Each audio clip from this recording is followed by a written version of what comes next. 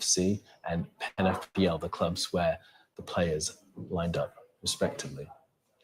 Well, the Portuguese Football Federation has already asked UEFA for there to be a minute's silence before the match between the national teams of Spain and Portugal at the Women's European Championship that's being held in Bern at 8 p.m. UK time. They say lost to champs, the disappearance of Diogo and Andre Silva represent irreparable losses for Portuguese football, and they will do everything to daily honour their legacy. The words there of the Portuguese Football Federation responding to the news that a player, Diogo Jota, who's made 49 appearances, scored 14 goals for the national team, has died alongside his brother in a motor vehicle accident in the northwest of Spain. Our sports correspondent Rob Harris is still with us. And Rob, as the Federation have said there, they want there to be a minute's silence. I think that's the very least that will most likely happen now. There's a major tournament ongoing, but they want there to be a minute's silence at least before Spain and Portugal play one another in the Euros later. Obviously, thoughts will be foremost with Diogo Jota's family, but for the team, they will be devastated. They will know him. They'll have been around Jota, around the Portuguese camp at various events in Portugal, and now they're preparing for their first game tonight at these Women's Euros. That there'll be complete shock around the team base, and as well as the fans who are arriving here in Switzerland for that match. The fact the last month had been a period of trophy success for Portugal, with Jota being part of that Nations League winning campaign. But what had been a period of joy for Jota, winning the Premier League, winning the Nations League, and then Jota getting married. Now, his life ending at the age of 28 in that car crash in the early hours of the morning in Zamora.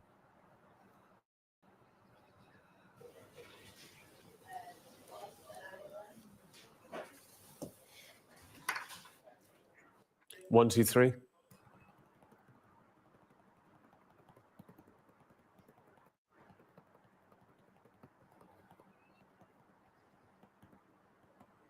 It's just coming up to 10 o'clock. You're watching Sky News. And Spanish police say the Liverpool star Diogo Jota has died in a car crash in Spain. The 28-year-old was part of the team that held up the Premier League trophy just over a month ago. It's understood the crash involving the Portuguese forward happened in northwestern Spain. He had married his long-term girlfriend only 2 weeks ago. The pair have 3 children together. The star began his career in Portugal and spent time at Atletico Madrid in Spain before coming to England, where he played at Wolverhampton Wanderers and then at Liverpool. The Portuguese Football Federation released a statement saying the following: "The Portuguese Football Federation and all of Portuguese football are completely devastated by the deaths of Diogo Jota and Andre Silva this morning in Spain. Much more than an amazing player with almost 50 internationalizations for the national A team, Diogo Jota was an extraordinary person, respected by all teammates and opponents, someone with an infectious joy and a reference in the community itself."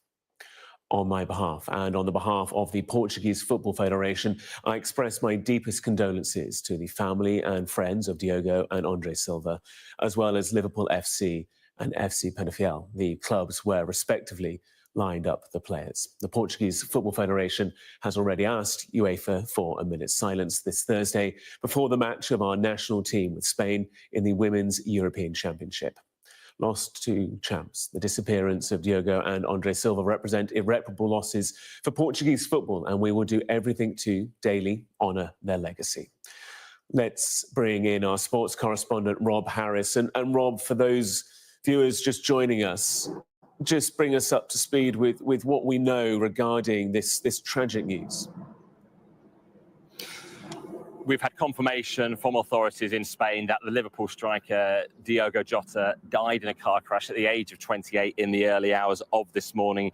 He was with his brother in the car, Andre Philippe, who also died. The statement from the civil guard in Zamora saying that The road accident occurred at 12:30 a.m. at kilometre 65 of the A52 motorway in the municipality of Cernadilla in Zamora. A vehicle left the road and everything indicates a tyre burst while overtaking. As a result of the accident, the car caught fire and both people were killed. And we're yet to hear from Liverpool Football Club, but we have heard from one of Jota's former clubs, Porto, in Portugal, where he spent a period on loan before ultimately making the move to England, first of all with Wolverhampton Wanderers, then moving to Liverpool in 2020. The statement from Porto talks about the club being in mourning. They say they're in shock and deep regret that we must send our sincere condolences to the family and friends of Diogo Jota and his brother, Andre Silva. They post images of Jota, his brother, who also was part of the youth setup there at Porto. And also the statement from the Portuguese Federation. They're hoping for a period of silence tonight here where I am in Switzerland at the Women's European Championship. Portugal's women's team were due to start their Women's Euros campaign tonight, still due to play against Spain in Bern. It was just weeks ago that Jota was picking up his most recent piece of silverware, the Nations League, the European competition, for the second time with Portugal. They won a penalty shootout against Spain in that match. And it was just the latest trophy that Jota had picked up. May was another month of celebration for Jota. He won the Premier League title with Liverpool. They had a huge parade through the streets of Liverpool. And after that footballing success came Jota's marriage to his girlfriend with their 3 children there. The utter devastation for Jota and his family at such a period of joy has ended with his life and ending in such devastation and tragedy for the Jota family.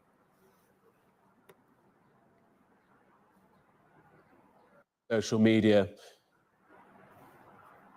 Understandably, Rob, huge reaction on social media. Just seeing reaction from, of course, the Liverpool legend, Stan Collymore, posting, I'm sure, like many in the football family, there's a profound sense of shock, sadness, and disbelief at the news of Diogo Jota's death at the unfathomably young age of 28, newly married too. Sending my deepest condolences to his family and friends and everyone at Liverpool Football Club. Devastating. This comment there on X from Stan Collymore, and from across the world of sport as well. Stephen Bunting saying, such sad news I'm hearing. Rest in peace, Diogo. What a lovely person. Such a sad day for the football world and beyond. Referencing that the fact that he was only just married to, Stephen Bunting saying, my heart goes out to the family and we are sending our prayers. Well, let's bring in our chief North of England correspondent, Greg Milam, who is at Anfield for us. And Greg, what's the reaction there? Well, no sign yet of any fans. I just came from Liverpool City Centre, and you could see people on the phone. You could see people reacting to this news as it started to spread through the city centre. As yet, we're not seeing any signs of people coming here, but you imagine this is a place that people will want to come and pay tribute to Diogo Jota, but also reflect on that career and that very short life, of course. A player who just a few weeks ago, as Rob was saying, was celebrating with all of his Liverpool teammates and all of the red half of this city, that first Premier League title for a number of years. The jubilation in all of that, of course, his success with Portugal as well in recent weeks. And yet here we are talking about at the very opposite end of human experience and this real shock. A player who was adored here, as so many are, of course, but a player with real energy and pace, someone who's can claim some of the most critical goals in the last few years, vital goals at vital times for Liverpool in securing that Premier League title, but also winning the FA Cup, the League Cup as well, helping to get Liverpool to a Champions League final. A hugely successful career here, as well as Portugal. We shouldn't forget at Wolves as well. It was with Wolves that he came to England, won the championship with them, earning that big money move here to Liverpool. A very popular player there as well, with a huge Portuguese contingent at Wolves at the time, of course. So massive shock, and as I say, I can imagine that this will be a place that fans will want to come, as we've seen in the past, when there are things outside of football that happen, and huge sadness and regret, and people wanting to pay their tributes. This will be a place they will come, I'm sure, during the day. But that news very much just spreading around Liverpool right now. Greg Mylan will leave you outside Anfield and stick with us. We will return to you, I'm sure. And just seeing on social media, as Greg was referencing there, the images of Diogo at his wedding just a few weeks ago, posting pictures of him and his wife with their 3 young children in front of the altar at the church where they were married. And you can see there the young family, the tragically young family that he leaves behind. And of course, we speak of Diogo's death, but also that of his younger brother as well, himself a professional footballer. And Rob Harris with us throughout our coverage this morning. And Rob, you can bring us more reaction to this news. Yeah, it spreads across the footballing world. David De Gea, former Manchester United goalkeeper, a Spanish goalkeeper, posting a picture of Jota alongside "Sometimes life is very cruel." We're now also hearing from Portugal's Prime Minister, Luís Montenegro, who's posted on X the news of the death of Diogo Jota, an athlete who greatly honoured the name of Portugal, and of his brother, who is unexpected and tragic. I extend my heartfelt condolences to their relatives. It is a sad day for football and for the national sport. Also, Lisa Nandy, the Culture Secretary, has been speaking in the House of Commons in the last few minutes, and she's actually paid tribute as well. She said, "We just received the heartbreaking news a moment ago before we came into the chamber that he lost his life at just 28 years old." Lisa Nandy talked about being heartbroken by the news, saying, "I want to send our sympathies to his family on behalf of the whole House." Also, other reaction in the House of Commons, really, a sense of just how far-reaching this news is. The fact in the House of Commons this morning, the Culture Secretary, while facing questions, has referenced the fact that Jota has died. Obviously, the Premier League carrying such great status around the world, and that's why so many will feel shocked by the news of Jota dying. They will feel a connection. Not just Liverpool fans, but the many hundreds of millions who watch the Premier League around the world will know the name of Jota, because Liverpool's games are shown all around the world. Many would have been following their chase for the Premier League title over the last year. They'll have seen the parade at the end of May as well. They'll also been following the Nations League at the start of June, when Portugal won that competition so dramatically in a final against Spain on a penalty shootout. Jota was part of that match. He came off the bench, really cementing what had been such an incredible season for him. And, we're still waiting to hear from Liverpool Football Club themselves, but certainly just the reaction across social media is absolutely so far-reaching, with so many posting. Jamie Carragher, former Liverpool player, posting on X devastating news about Diogo Jota and his brother Andre this morning. Thoughts are with everyone of their family and friends, especially his wife and their 3 lovely kids, posting an image there of Jota, and the reaction will just really give an indication of the impact that Jota made across the game. I can't wait to see what awesome pet is inside this egg. Do you know the answer? Click here to answer and hatch your own pet on Adapted Mind. Cup, the FA Cup, and then the Premier League themselves. The Portuguese Federation posting their own tribute this morning, who made almost 50 appearances for the national team, and they are hoping for their minute silence before the women's team plays here in Switzerland tonight, where I am, for the Women's European Championship. Portugal due to be playing against Spain later on tonight in that competition, with so many of their fans arriving in this country. And I'm sure many will be thinking particularly about Jota's 3 children today, the 3 children who were there for his wedding just a few weeks ago, a wedding that has been celebrated with the video being posted on social media, really reflecting one of the happiest days. Father following that devastating crash, and thoughts also to Diogo's younger brother, who was also killed. Let's bring in co-host of the Redmond TV, Chris Pajak. Chris, everybody's in shock right now. You know, you can sort of see the rumours come in on Twitter and in WhatsApp groups, and everyone's just praying that the rumours weren't true, but it looks like they are, unfortunately. And everybody in this building, we came in this morning, we had our plans for the day, and I'm not sure any of us are going to do much today, to be honest with you, because we're all completely and utterly heartbroken and thinking of Diogo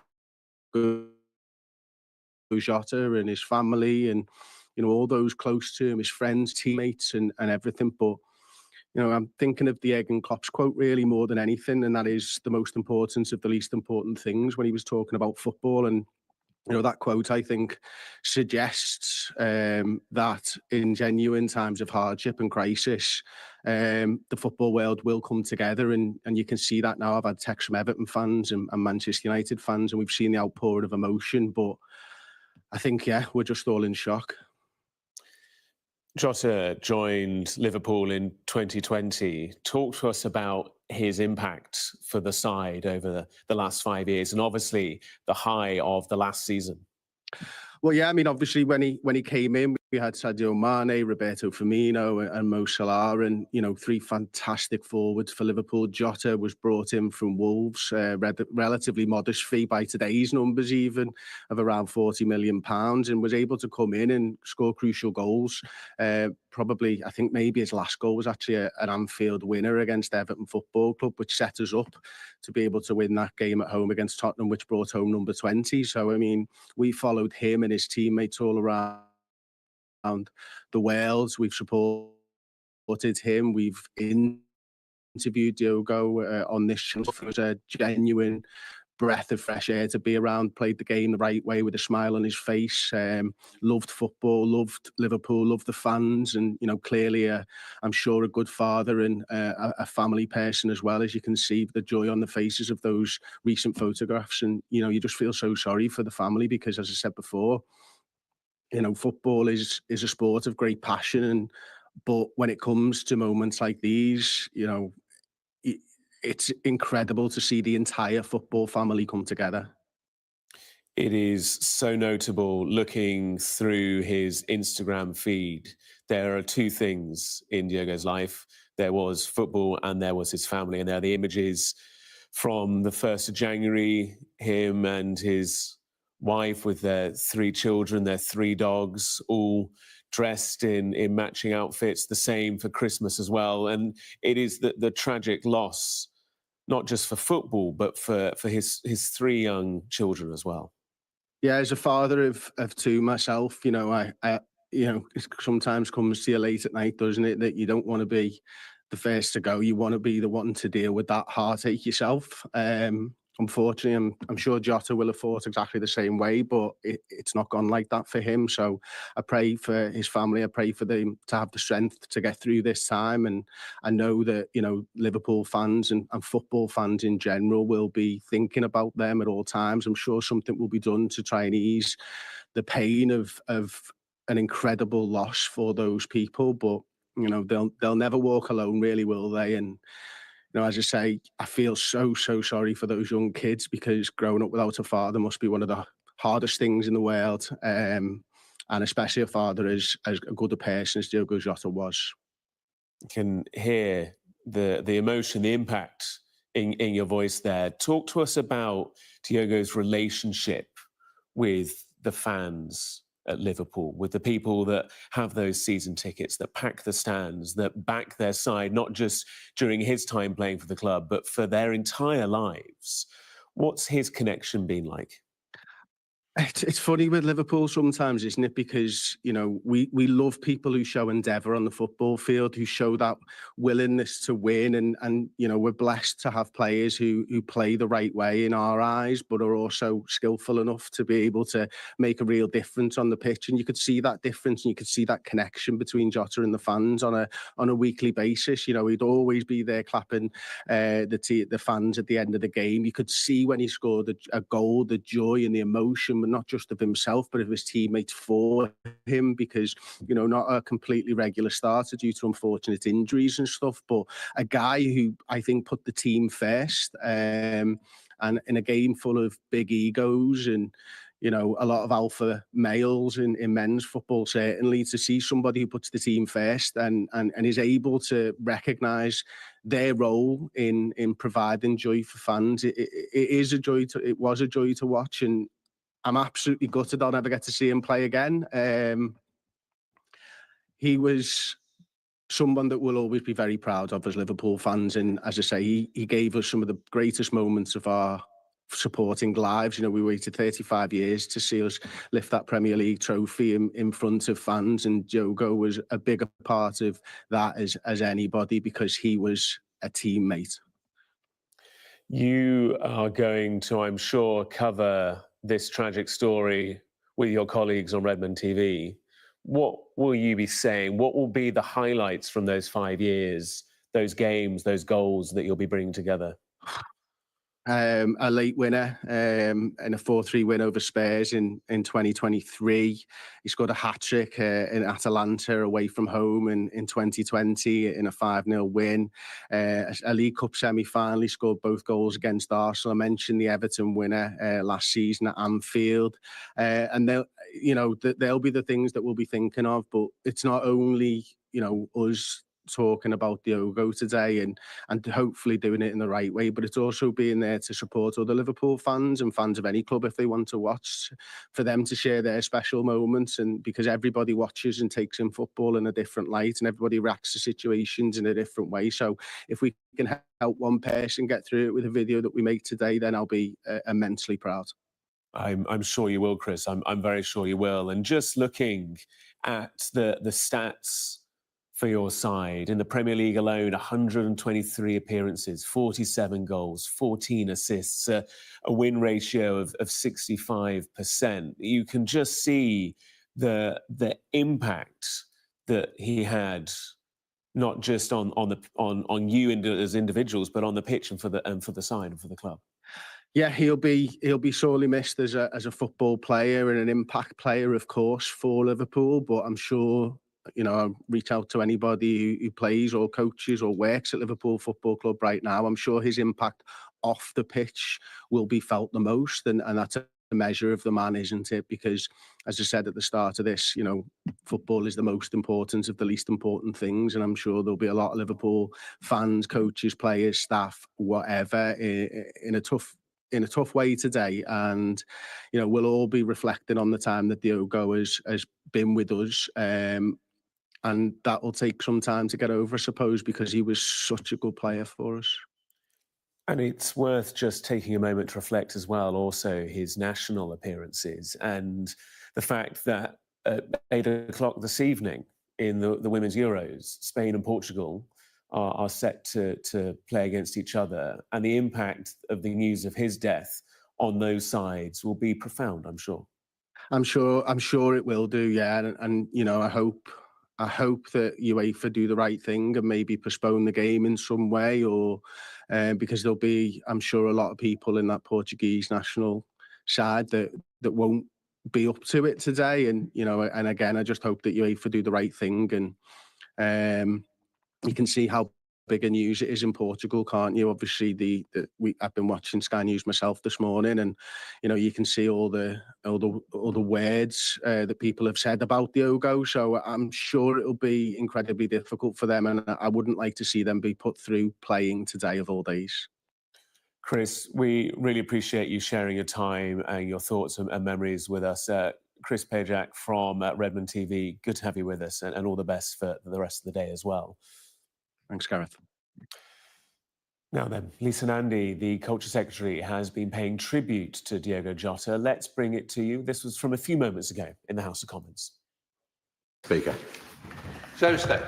Thank you, Mr. Speaker. And can I just take this moment to echo the comments that were made by the honourable gentleman a moment ago about Diogo Jota. We just received the heartbreaking news a moment ago before we came into the chamber that he tragically lost his life at just 28 years of age. I think the whole House, and my honourable friend in particular, is heartbroken by this news, and I wanted to send our sympathies to his friends and family on behalf of the whole House. tributes there in the House of Commons from the Culture Secretary describing the death of Diogo Jota as heartbreaking. He died in a car crash alongside his 26-year-old younger brother. Reports from Spain, the province of Zamora, indicate that at around midnight UK time, the two were in a vehicle, reportedly a Lamborghini, that was looking to overtake another vehicle when the tyre blew out. The vehicle left the road and caught fire, and it's been confirmed that the two brothers, the two professional football players, both died in that crash. Diogo Jota, 28-year-old Portuguese national side player, obviously played a crucial role in Liverpool winning the Premier League as well, and also Portugal winning the Nations League in June, alongside his brother Andre Silva, 26-year-old, playing in the Portuguese second tier. Well, let's discuss this breaking news further, with the Merseyside football reporter for the Daily Mail, Lewis Steele. Lewis, your thoughts at this time? It's actually hard to put your thoughts into words, really, because it's just desperately sad. I mean, I dealt with Diogo quite a few times, interviewed him a few times, and he was just he was so kind with his time. He was such a nice guy. I think footballers have a bit of a bad rep for having a big ego, but Diogo certainly wasn't one of them. He was a team player, and everyone at Liverpool really loved him. He was such a vibrant character in the dressing room.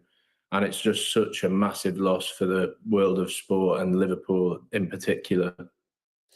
What was your sense from your time with him of what Liverpool meant to him as a player? Because obviously football players, you know, he came from Wolverhampton, he'd played for Atletico as well previously, but what was his time at Liverpool like for him as a player?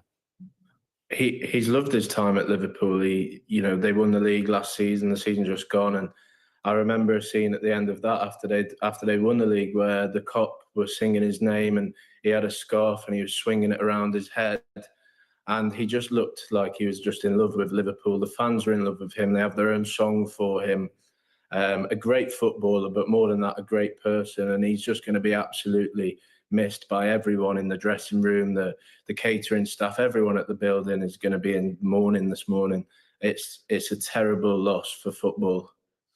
Very few of us get the opportunity to sit down opposite football stars. Most people see them on TV or from the stands. What was it like to be in his presence? What was he like as a personality? Was he quietly spoken? Was he gregarious? Kind of give us a little flavour of him on a one-to-one basis. Yeah, I sat down with him in Philadelphia last summer on the pre-season tour, and I think the best thing I could say about him is you wouldn't know he was a footballer if you just sat with him. He just seemed like a normal guy. He's exactly the same age as I am, and he was talking a lot about his interests outside of football. He does a lot of esports, a lot of gaming. He was really into playing that with his friends, and he was talking a lot about the problems he's had with injuries and how they've felt like knockout blows, but he's always got up from them. And he talked a lot about just how much family is important to him. As we know, he only got married a few weeks ago. It's desperately sad for his family, but being with him one-to-one, it wasn't like you were sat with a footballer like with a massive ego or anything. It was just like you were having a chat with your mate down the pub. He was just a normal guy and a brilliant guy in that. Just getting Lewis' reaction from Liverpool itself. The football club saying they are devastated by the tragic passing of Diogo Jota. We've had reaction too from the Portuguese Football Federation as well. And just talk to us about his impact on the side over the course of the last 5 years. His impact's been massive, especially at the start, because he sort of came from Wolves. He was a good player there, but when he came to Liverpool, he elevated himself to be a great player, either playing off the wing or through the middle as a striker, always scoring goals, a creative player. And it says a lot that Jurgen Klopp left and Arne Slot came in, and he was straight back into the team. He's obviously had a few problems with injuries in the last couple of seasons, but when he's been on the top of his game, he's been a brilliant striker. He gets the ball in the box and you would bank on him to score, and a great team player as well. He's not trying to hog the limelight and score all the goals. He was always playing for the team, trying to create goals for his teammates, and an all-round great player for Liverpool and Portugal over the years. Breaking reaction from Liverpool Football Club. Their statement in full. Liverpool Football Club are devastated by the tragic passing of Diogo Jota. The club have been informed the 28-year-old has passed away following a road traffic accident in Spain, along with his brother Andre. Liverpool FC will be making no further comment at this time and request the privacy of Diogo and Andre's family, friends, teammates and club staff is respected as they try to come to terms with an unimaginable loss. We will continue to provide them with our full support. This is a statement posted on the Liverpool FC website. There is Diogo Jota, 1996 to 2025, and then this black and white image of the 28-year-old, and Liverpool Football Club saying the following: "We're devastated by the tragic passing of Diogo Jota. The club have been informed the 28-year-old has passed away following a road traffic accident in Spain, along with his brother Andre. Liverpool FC will be making no further comment at this time and request the privacy of Diogo and Andre's family, friends, teammates and club staff is respected as they try to come to terms with an unimaginable loss. We will continue to provide them with our full support." That's the reaction from Liverpool FC. We're joined live on Sky News by Merseyside football reporter for the Daily Mail, Lewis Steele. And Lewis, we also must just spare a thought for Diogo's younger brother as well, Andre Silva, who was 26, a player in Portugal too, a professional footballer in his own right. Yeah, it's terrible. Like 26 years old to die like this so suddenly. It's just unimaginable grief for the family and the friends of both Diogo and his brother. Really, all the teammates that he's played with, not just now. What if your website could be live in just 30 seconds with the help of AI? ClickSite's AI makes it possible, fast and flawless. Experience the future of web design with ClickSite's AI. The football pitch, it's just the whole football community is in mourning today and in shock so far, because it's hard to come to terms with someone's in their life so young, 28 and 26, as you say there. It's just absolutely heartbreaking. Lewis Steele from the Daily Mail, Merseyside football reporter. Good to have you with us. We're just showing our viewers here on Sky News live images of outside Liverpool Football Club. You can see there in the centre of the frame people starting to lay those floral tributes. There's what appears to be that football, those wreaths, those flowers. And then on the right-hand side, up against that wall, images that have been placed against it. And you can see there the quiet reflection of at least one fan. Greg Milam is outside Anfield for us. And Greg, we spoke to you only a few minutes ago and you said the floral tributes hadn't yet arrived, but already people coming to mark their respects. Yeah, we've seen those first few people come to lay flowers. I should tell you, it's right next to the memorial for the victims of the Hillsborough disaster, which already has a regular supply of fresh flowers in memory of those 97 victims. The club is setting up a place where fans can now leave flowers in memory of Diogo Jota and his brother as well. That feeling of unimaginable loss. We talked to one man who brought one of those bunches of flowers, talking about the fact he was on his laptop doing some work when he saw that news break, and just said he was devastated. And I think that will be the feeling for a lot of Liverpool fans, bearing in mind the last few weeks they were celebrating that Premier League title. Of course, Diogo Jota is such a key part of that Premier League squad that won the title, adding to the success that he's already had with this club, FA Cups, League Cups as well, Champions League finalists. The celebrations and the jubilation for Liverpool. And remember, the squad was supposed to start returning for pre-season training next week, some of them at least. And that, I think, brings into focus the football side of this. But of course, they recognise this is a human story as well, and the loss to his wife, the loss to his three young children as well, the loss of his brother. I think people reflecting on that there is, of course, a lot more to life than football. And even as they mourn the loss of a player who they loved, a player of real energy, a player who delivered those great moments, the goals that won crucial games, they'll reflect, and they are reflecting on the human loss and the tragedy and all of this. A player they loved here, one who they will miss greatly for his football ability, but also, as you were hearing just then, for someone who showed no real ego, showed real energy, vibrancy, a player who got fans off their seats onto their feet. A player who really excited fans here. And we should also say for fans of Wolves as well, the club that brought him to England, where he had great success winning the Championship, getting them into the Premier League and earning that move to Liverpool. There'll be a lot of fans mourning someone who gave them very special moments over the years. And just looking, Greg, you talk about the human tragedy. The most recent posts on Diogo's Instagram were of his wedding day, and just 5 days ago posting about that wedding moment with the caption, "Yes to forever," pictured alongside his wife and also their 3 young children. At 28, he was already a family man. Yeah, and that family, of course, is very much part of a club like this. They would have made their home, of course, in this part of the world while he was following his career with Liverpool. That family, as we see from that statement from Liverpool, very much in their minds as well. It's not just about a footballer at a time like this, and saying they will respect the family's need for privacy.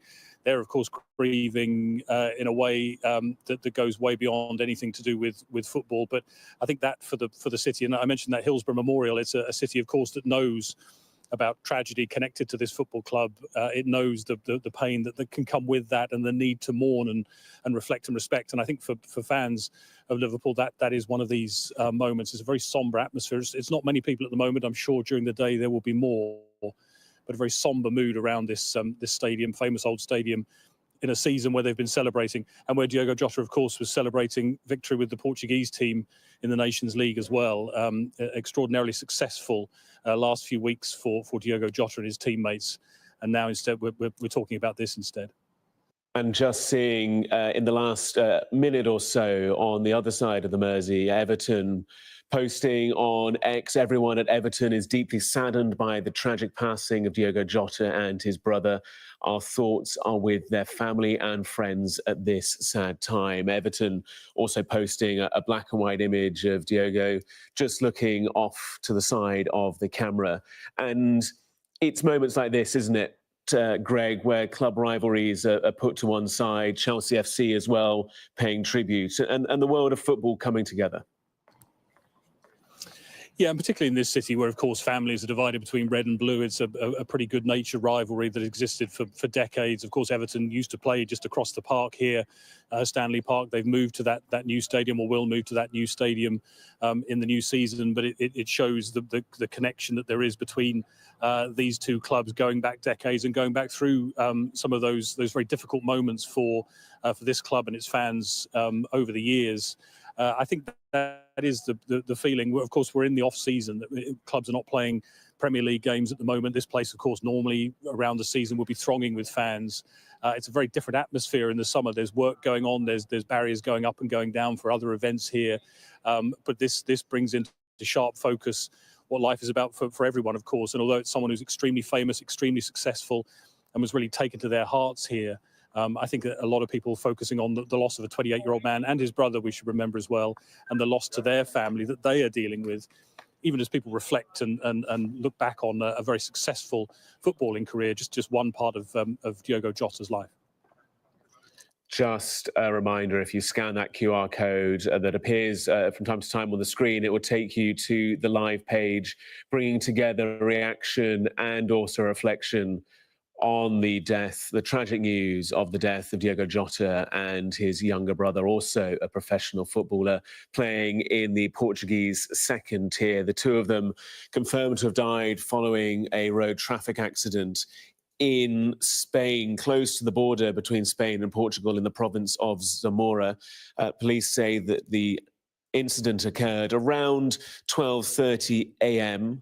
It's believed that the Lamborghini that they were travelling in was attempting to overtake another vehicle when its tyre appears to have blown, sending the car off the road and ultimately catching fire as a result of that incident. The two of them have been confirmed, Diogo Jota and Andre Silva, as having died in that incident. Diogo had only just got married to his long-term partner last month, a father of 3. The pictures from their wedding on the 22nd of June showing him with his 3 young children alongside his now wife, but longtime partner as well. And we've had reaction from Liverpool Football Club. They have posted on their website. Let me just bring you that statement again from Liverpool Football Club. It says, we're devastated by the tragic passing of Diogo Jota. The club have been informed the 28-year-old has passed away following a road traffic accident in Spain, along with his brother Andre. Liverpool FC will be making no further comment at this time and requests the privacy of Diogo and Andre's family, friends, teammates and club staff is respected as they try to come to terms with an unimaginable loss.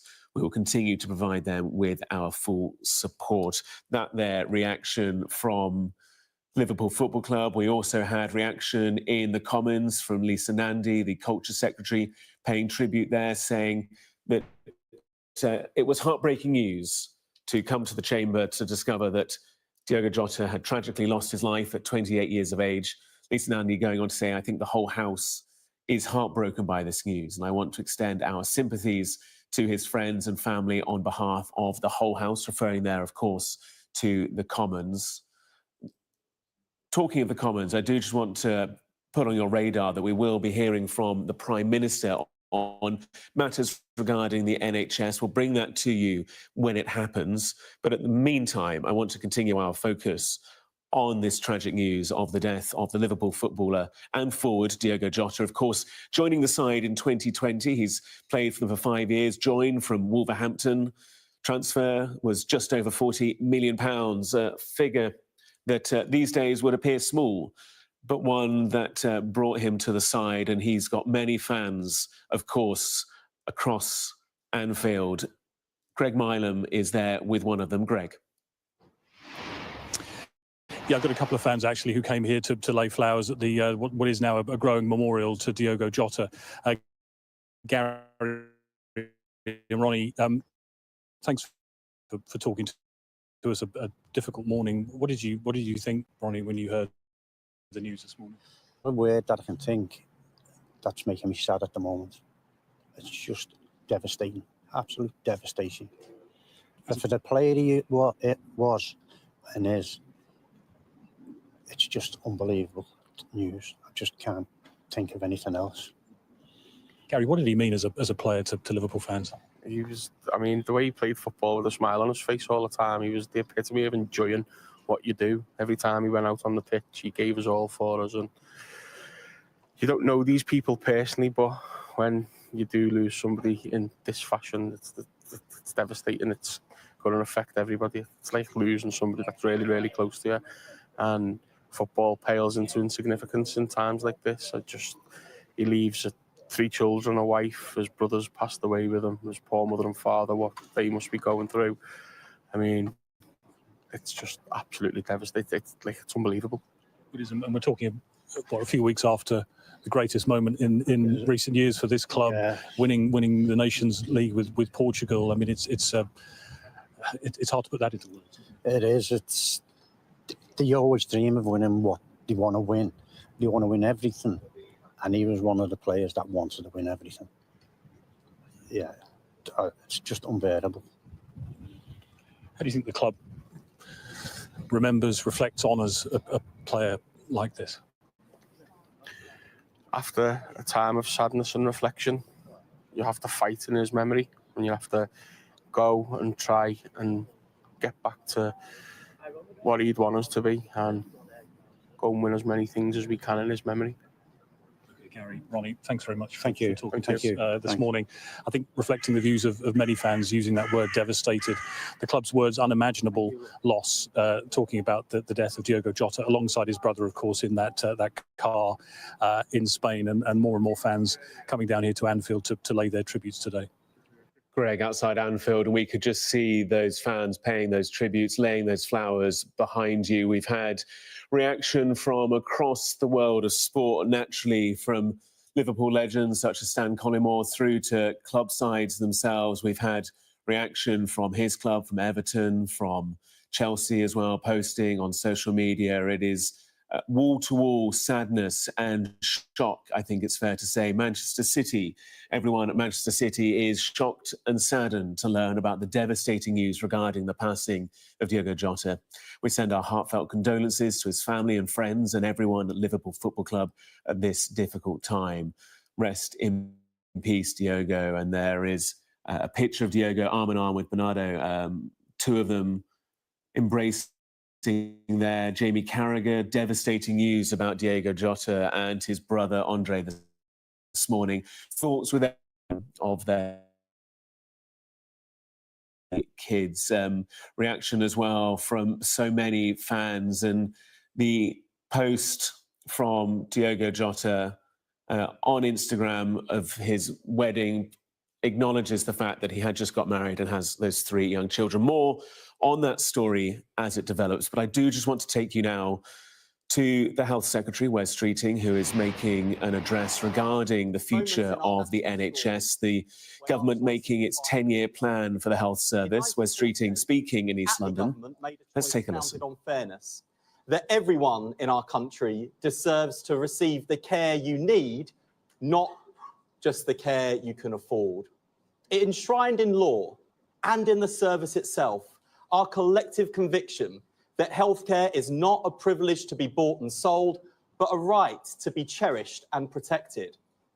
And now it falls to our generation to make the same choice, to rebuild our national health service, to protect in this century what Attlee's government built for the last.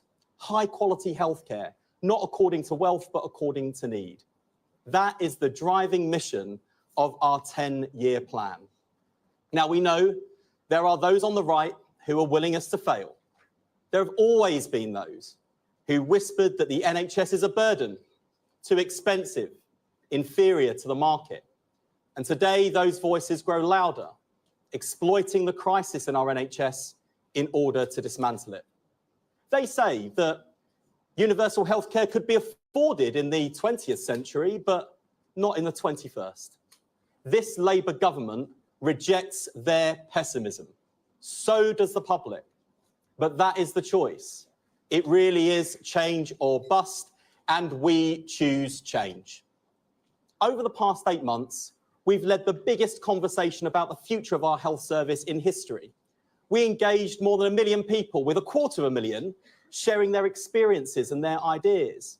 We consulted NHS and care staff, royal colleges, think tanks, trade unions, and so importantly, patients themselves.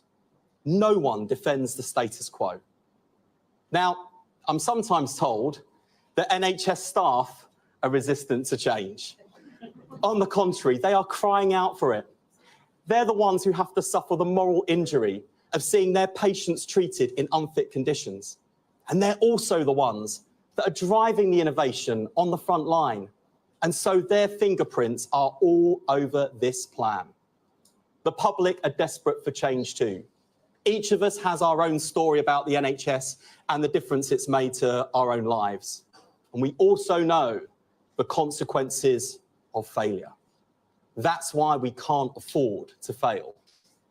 To succeed, we need to defeat the cynicism that says that nothing ever changes, they're all the same, and the NHS can't be reformed. We know that the change in our plan is possible because we see it already happening. We toured the length and breadth of the country and scouted the world for the best examples of reform. If Australia can effectively serve communities living in the remote outback, we can meet the needs of people living in rural England. If community health teams can go door to door to prevent ill health in Brazil, we can do the same in Bradford. We know we can build the neighbourhood health service because teams in Cornwall, Camden, Northumbria, and right here in Stratford are already showing us how to do it. So we'll take the best of the NHS to the rest of the NHS, and we'll apply the best examples of innovation from around the world to benefit millions of people here at home. The science is on our side. The revolution in genomics, artificial intelligence, machine learning, and big data offers a golden opportunity to deliver better care for all patients and better value for taxpayers. And we are grabbing that opportunity with both hands. And above all else, we will give power to the patient. It will fulfill Nye Bevan's commitment in 1948 to put a megaphone at the mouth of every patient. We know the British people are counting on us. It falls to us to make sure that the NHS not only survives, but thrives. And we will not let our country down. Because if we succeed, together with the 1.5 million people working in the NHS, we will be able. Eve to me is basically freedom. It's a giant open universe where you can do whatever you want. You can have really relaxed, slow-paced stuff where you can take it easy. Or you could be on the edge of your seat, shaking, making split-second decisions. Now, I'm afraid I have to hot-foot it back to Parliament to make a statement to MPs and take their questions. But before I do, it gives me great pleasure to introduce the woman who is backing our plan for reform with an extra £29 billion worth of investment. It is thanks to her leadership that we've seen interest rates in our country fall 4 times. It's thanks to her leadership that we see wages finally rising faster than the cost of living. And it is thanks to her leadership we have the fastest growing economy in the G7. Please give a warm hand to the Chancellor of the Exchequer, Rachel Reeves. Good luck in Parliament.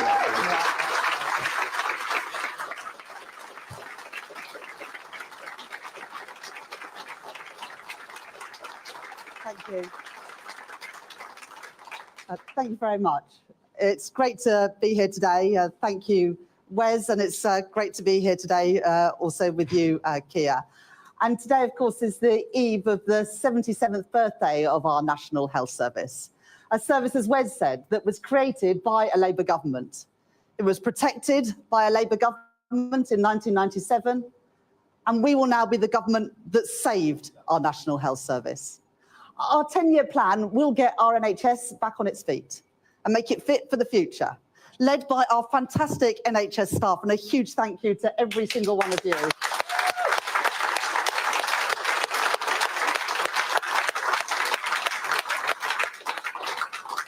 And funded by the £29 billion that I announced in the spending review last month. I want to be clear, we are spending money on taxpayers' priorities. But that wouldn't have been possible without the measures that we took in the budget last year. We fixed the foundations and we've put our economy back on a strong footing. Our commitment to the fiscal rules has meant that we can boost investment in our public services. The work that we've already done means that we have recruited 1,700 new GPs. We've cut waiting lists and we've delivered 4 million extra appointments in under a year. That's twice as many as we promised, and that wouldn't have been possible without all of you.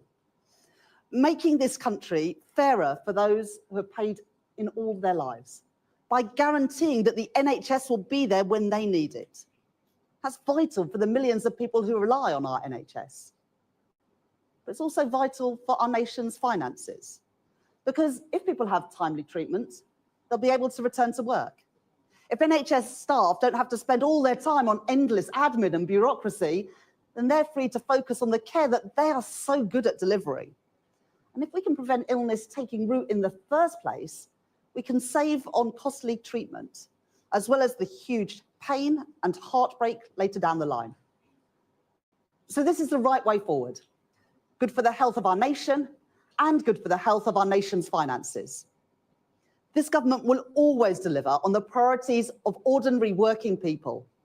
And I am proud that with this plan, the NHS will always be there for those who need it, for the next 77 years and many more beyond that too.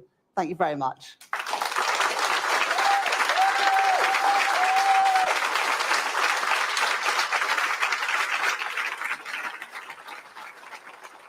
Thank you. And it's now my pleasure to welcome the person who's made this possible by winning that Labour victory last year. And without that, we wouldn't be able to fix the foundations of our economy. We wouldn't be able to deliver the free school meals in our primary schools. We wouldn't be able to build the 1.5 million homes. We wouldn't be able to do anything that me and all of our colleagues came in to do. So, Prime Minister, over to you.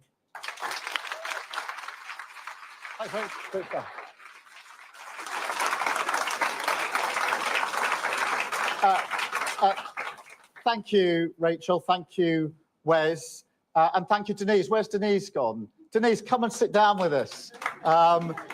Because Denise's story is fantastic. As she said, she works here, she lives in this borough, and she uses the services here. And what a great testament that is. And Denise, thank you for your introduction. Thank you for your words. And it is a real privilege to be here with you in Stratford. And I've seen the work you're doing this morning. I'm sorry to be interrupting your work.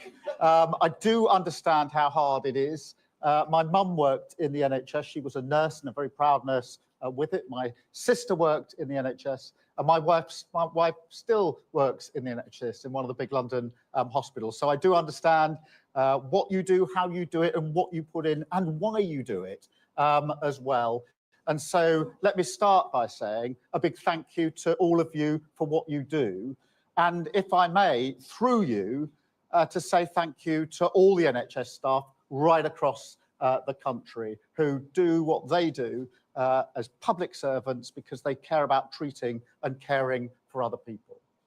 Thank you also for welcoming us here to your neighbourhood health centre, because it's buildings like this here that represent the future of the NHS. And I've just had the chance to go round and see some of the work that's going on here, the 24 teams that you've got working on dentistry. Really pleased to see that you don't necessarily need an appointment. You can walk in. We've got children and families up there on the next floor having their teeth done. Hugely important.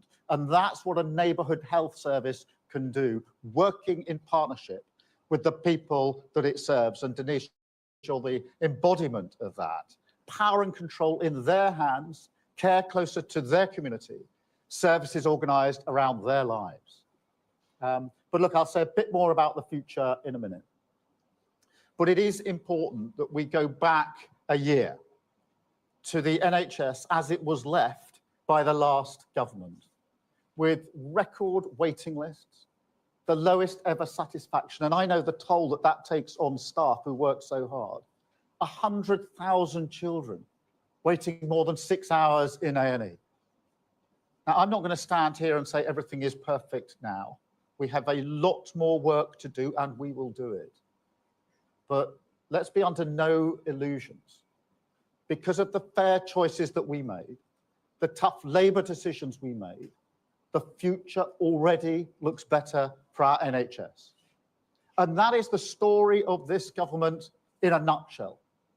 It's breakfast clubs, hugely important for children coming in to school so they're ready to learn. Potholes across the country filled.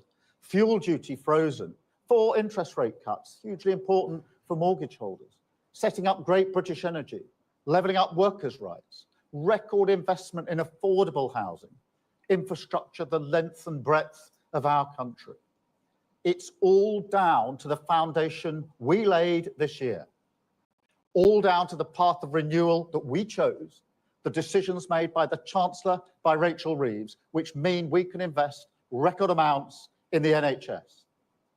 Already over 6,000 mental health workers recruited, 1,700 new GPs, 170 community diagnostic centres, really important, already open, new surgical hubs, new mental health units, new ambulance sites, record investment right across the system.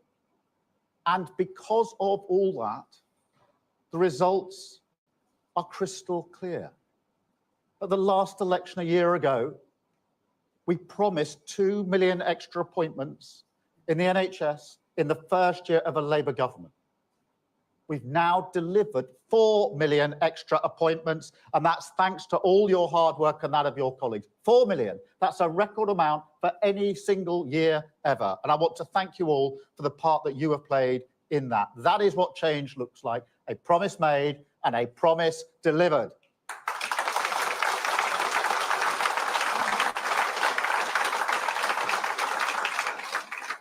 and turning those statistics into the human is really important. So let me tell you about Jane, who I've spoken to. At Christmas, she was taken to hospital with back pain, and the diagnosis was not good. She needed her gallbladder removed. And Jane asked, as you can imagine, how long will I have to wait? And they said to her back then, I'm sorry, but at the moment, it could take up to 10 months. But because we've speeded up electives, because we've speeded up appointments, by May, she was offered a private appointment paid for by the NHS as part of our plan. And now Jane is pain-free, 5 months, not 10 months, and she's got 5 months back, free from pain, free from anxiety, and in a sense, her life is no longer on hold. That is what change looks like in human terms. That's the difference a Labour government can make.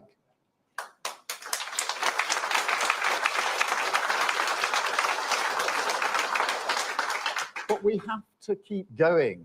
We are fixing the foundations.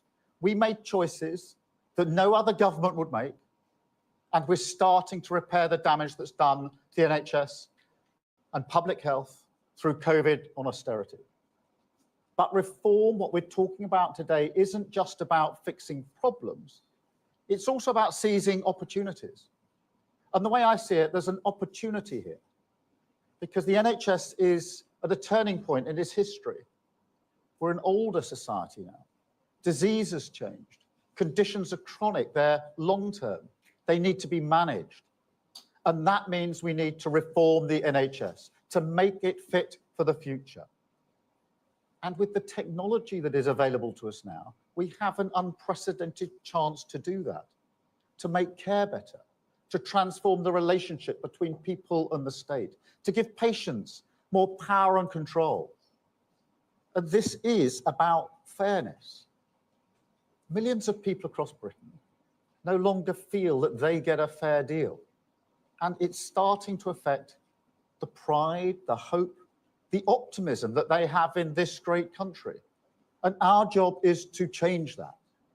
And the NHS is a huge part of it. I mean, for 77 years this weekend, the NHS has been the embodiment, if you like, of British pride, of hope, that basic sense of fairness and decency. 77 years of everyone paying in, working hard, doing the right thing, secure in the knowledge that if they or their family needs it, the NHS will be there for them. In 10 years' time, when this plan has run its course, I want people to say that this was the moment, this was the government that secured those values for the future. And look, when people are uncertain about the deal they're getting from this country, what fairer way is there to respond than that? By giving them more control, by partnering with them to build an NHS that is fit to face the future. And that is what this plan that we are launching today will do. It will do so in 3 ways, 3 shifts, if you like, that will transform healthcare in this country. First, we will shift the NHS away from being only a sickness service to a health service that is genuinely preventative, prevents diseases in the first place. That means a stronger focus on vaccination, on screening, early diagnosis, things like innovative weight loss services, which could be available in pharmacies, working with major food businesses to make their products healthier, better mental health support, particularly for our young people. And starting with children aged 16 this year, we will raise the first entirely smoke-free generation. Second, we will shift the NHS away from being a hospital-dominated service to being a community neighbourhood health service. You can see why we chose to come here. Places like this are the future of our NHS. As I say, you don't have to book an appointment. You can walk in. There are families here. People live in this area. It is local to them. Now, of course, we will always need hospitals. They will always be important for acute services in particular. But as I say, disease has changed. and we must change with it. And not only can we do that, we can do it in a way that improves care and convenience for millions of people. So just imagine it, nurses, doctors, pharmacists, dentists, carers, health visitors, all under one roof, but also alongside them, services like debt advice, employment support, smoking cessation, preventative services, which we know are so crucial for a healthy life. Now, that is an exciting prospect. You know, the idea that the future of healthcare is no longer defined by top-down citadels of the central state, but is instead in your home, in your community, in your hands. That is an inspiring vision of change. It will bring the state and the people it serves into a partnership on something that we all care deeply about. But more importantly, it means a future where we have better GP access, no more 8 a.m. scrambles, more dental care for your children, better care on your doorstep, and a neighbourhood health centre like this in our coastal towns, in our rural counties, in every community across the country, every community across the country. Finally, the third shift, from the analogue NHS that we have at the moment to a truly digital health service, a health service capable of seizing the enormous opportunities that are there in science and technology, in genomics, in artificial intelligence, advanced robotics. And look, all of you will have seen in your everyday lives what this can do, and I've seen some of it as well. I've spoken to stroke patients whose lives have literally been saved by technology and AI because it could find the blood clot in their brain in milliseconds, giving them just enough time to be operated on and saving their lives. So this plan, this 10-year plan, backs technology to deliver because it can and will save thousands of lives. But it's not just about saving lives. AI and technology is an opportunity to make services more human. That always sounds counterintuitive that AI and technology make us more human. But it does, because what it gives all of you and all of your colleagues is more time to care, more time to do the things that only human beings can do, which is that care that is needed, the professional skills that you have. So this will make it a more human service as well. And it's not just cutting edge stuff. Technology like phones in the pockets of everyone in this room. We can make use of that as well. Now, it's not often I invite people to look at their phones when I'm making a speech, but if you get your phone out and look, you've got lots of apps on your phone. Seriously, because what you're going to see on your screen if you have a look at it is that entire industries have reorganized around apps. Retail knows the power of it, transport, finance, weather, you name it, shopping. Why can't we do that with health? Why can't we have that app on your phone? Why not the NHS app on your phone? Making use of the same dynamic force to cut waiting lists at your hospital, to make it easier to book an appointment with your GP, to give you more control over our health. There is no good reason why we can't. And so I'm announcing today, as part of this.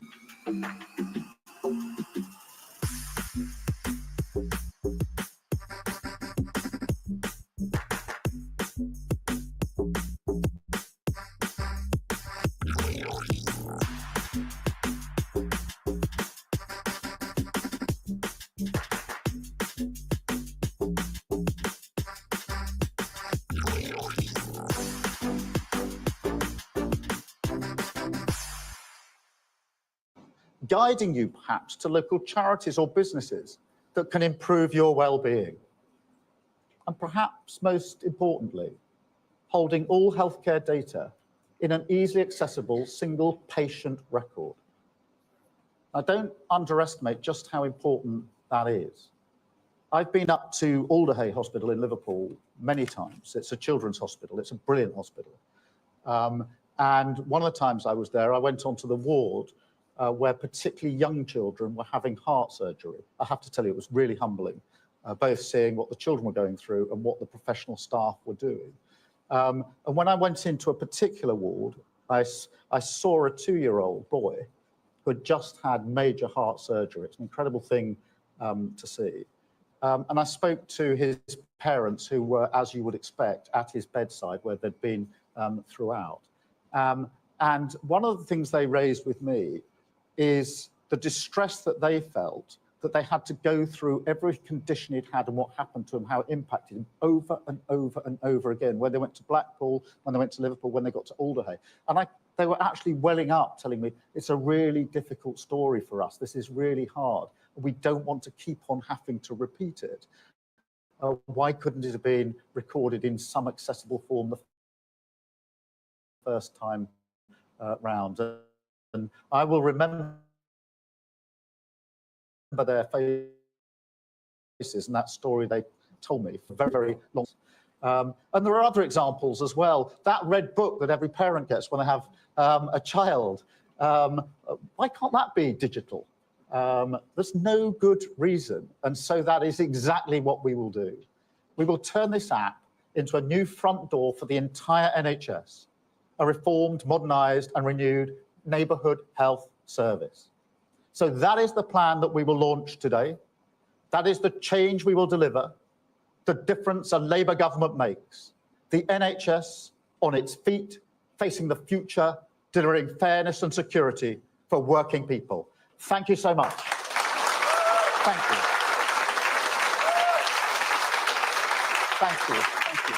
It's hot in here, isn't it? Oh my God, I'm sweating. Absolutely sweating. I'm sorry, I'm making you look like a sweaty mess. Keep the media questions short. Thank you all very much.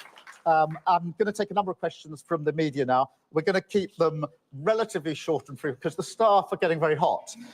So in their interests, we'll take questions. And I'm going to start with the BBC and Hugh Pym. Thank you, Prime Minister. When will you be able to assure patients that they will be able to see a GP more easily, they'll get the mental health support they need, and they won't have to wait long hours in A&E? And another briefly, would the Chancellor like to comment on her experience in the Commons over the last 24 hours? On the question of when you'll see the change, it's a 10-year plan, but we're already starting on the change. And Hugh, if you haven't had the opportunity, I would recommend walking around here, because a lot of what I've been describing in terms of neighbourhood centres, you will see here. Not all of it, of course, but you will see the teams doing the dentistry, people walking in. And that is both incredible to have that in your community, but it ties in with my experience in Alderhay. I think you may have been there when I was there, when one of the shocking statistics, and it really did shock me, was to learn that between the ages of 8 to 12, more children come to Alderhay to have their teeth taken out because of decay than anything else. And so some of that is being dealt with the preventative measures here. So some of it is starting already. The technology is moving on. Some of it will take a bit longer because the neighbourhood centres have to be put together and the services all brought to one place. It is a 10-year plan, but we're beginning on it already. And what I have, and my intention and determination is that as we look back proudly at the Labour government that created the NHS, and we do and celebrate it, and that's a good thing, I want in 10, 20, 30 years people to look back and say, this was the government that seized the moment and reformed the NHS so that it's fit for the future and is still celebrated year after year after year. In relation to the Chancellor, I'm not going to stand here and speak for the Chancellor, but as she's made clear on a number of occasions, yesterday was a personal issue, and I'm certainly not going to say anything more about that. I think it's just fantastic that she is here. And as I say, none of this would be happening if she hadn't taken the decisions that she's taken. So she took those decisions and she'll be taking them for many years to come. Thank you, Hugh. Beth at Sky.